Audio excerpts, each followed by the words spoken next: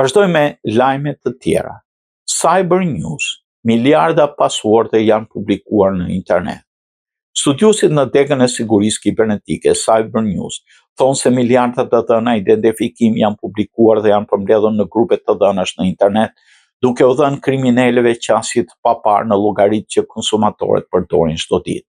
Sipas një modelit dhe raportit publikuar këtë javë, studiuesit e Cyber News kanë zbuluar se së fundit 30 grupe të dhënash të ekspozuara, secila prej cilave përmban një sasi të madhe informacione identifikimi që arrin në një total prej 16 miliard kredencialesh të kompromituara.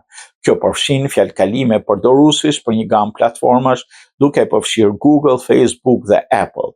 16 miliard është avërsisht dyfishi i numrit të njerëzve në tokë, duke sinjalizuar se konsumatorët e prekur mund të kenë kredenciale për më shumë se një llogari të publikuara në internet, ndërsa skelet e dhënave po bëhen gjithnjë më të zakonshme në botën e sotme. Ekspertët vazhdojnë të theksojnë rëndësinë e higjienës kibernetike, ndryshimin e passwordit dhe përdorimin e të njëjtave kredenciale, gjithashtu duhet të shtojë një vërtetim shumë faktorësh që mund të shërbejë si shtesë e dytë mbrojtje.